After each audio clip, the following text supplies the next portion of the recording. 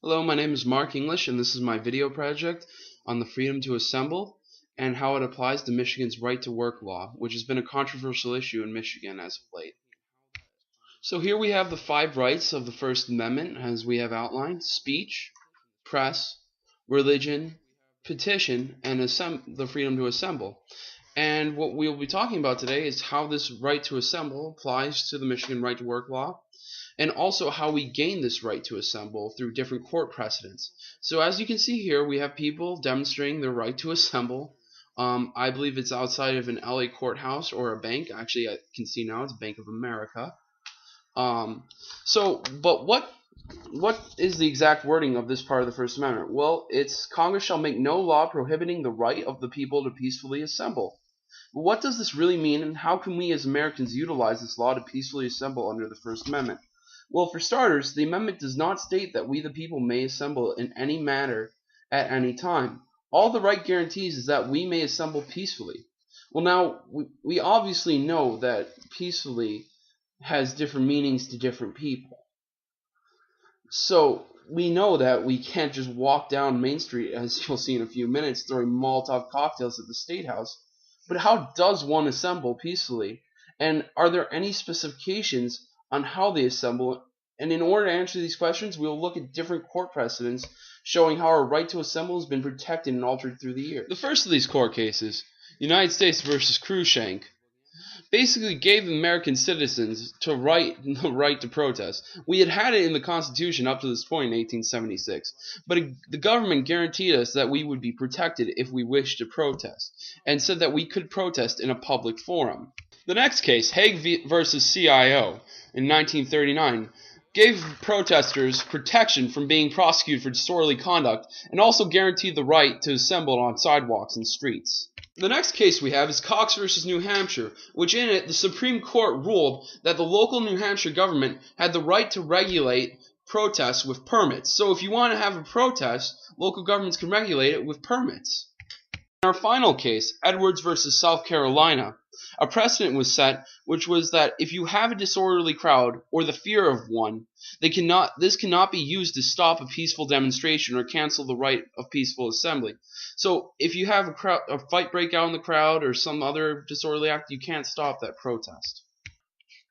Now that we have a greater grasp on what our First Amendment right to assemble is, we can now look at Michigan's right to work law. This law, in simple terms, would prohibit union workers from paying union dues in order to work in select industries.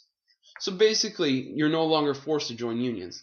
The people this law will affect are state legislators and other state employees, nurses, teachers, and factory workers. Those unaffected by this law are in public safety positions in unions like the police and fire department. Like most issues in government, there are two sides, the first of which being the Republicans who support this law. The reason why they believe it's good to have this law, and according to Governor Rick Snyder, is that they believe it will attract business to Michigan and bring larger companies like in the auto industry back.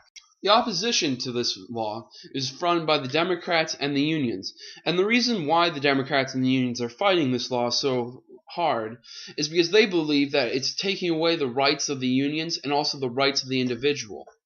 Michigan has always been viewed as a pro-union state, and by enforcing this law in Michigan, it's appearing that the individual is losing power in our government and the companies are starting to gain power.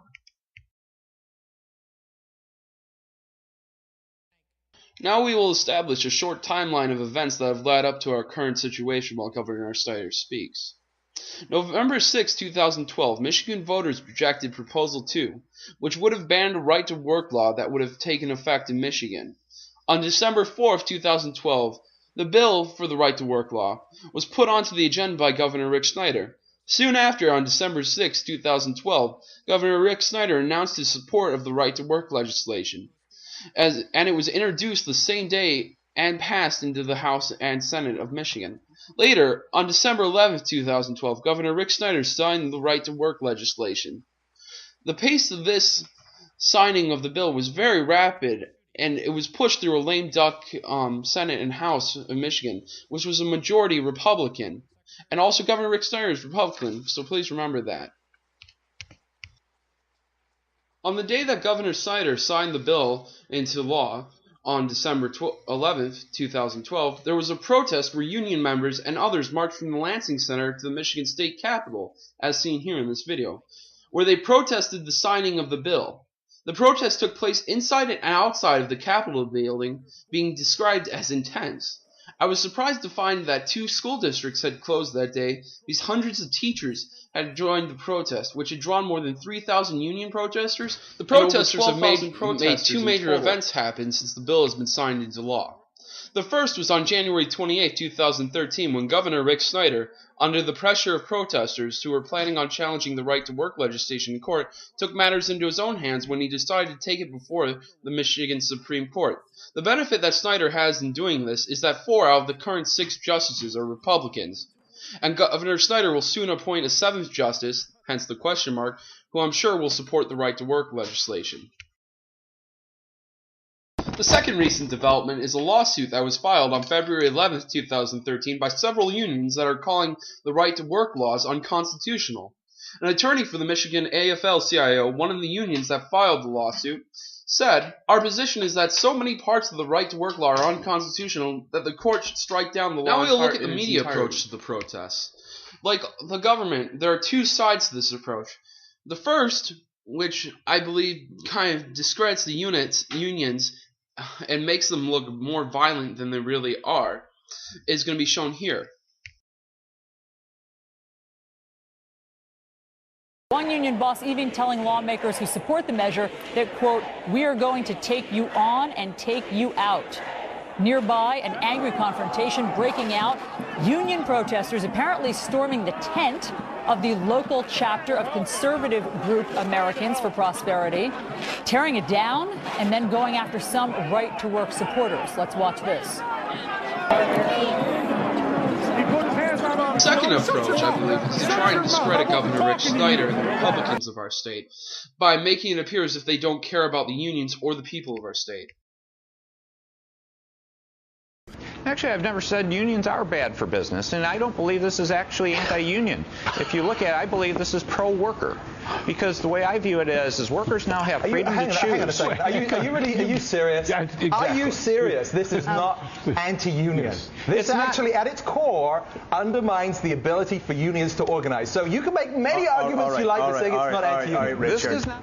I would not go so far as to say what you just said, which is that this helps unions. I mean, it undermines unions' ability to stay. Now I would like to take time to express my opinion about what the future holds for the protesters and for our state as far as right-to-work legislation goes. The first point I would like to make is that even though the protesters were able to exercise the right to assemble and elicit a response from Governor Snyder to take the law to the Michigan Supreme Court, I still don't feel they'll get the result they want. Because, for one, the Michigan Supreme Court is 4 out of the 6 right now, majority Republican, and seeing as that Governor Snyder is a Republican and will be appointing a future justice, I feel they'll side with him on this law. The next point I would like to address is the future repercussions that this law will have in Michigan, or the projected repercussions. First off, it will depower the unions by decreased membership, allow many workers to feel as if the unions will represent them without being a part of them. So therefore, people will not pay to be in the unions, but they'll still think they'll get the kickbacks from being in them, like collective bargaining and other things. That it will allow unions in the future to negotiate only for union members, leaving out other workers. So this could leave other people out in the dust. And motivate future political attention in 2014. In this future election, Governor Rick Snyder will be up for re-election, and other important things will be on the ballot, probably like getting rid of this legislation. What I can conclude based on my research is that the right-to-work law will take effect on March 27th. Even with the attention that the protesters were able to attain, they were not able to elicit change because the current state government, which is a majority Republican across the board, will continue to enforce the right to work. This is tough, too, for the protesters, I believe, because on the November 6th elections, the majority of Michigan decided against them, and then therefore has ruled that they do not agree with collective bargaining for the unions.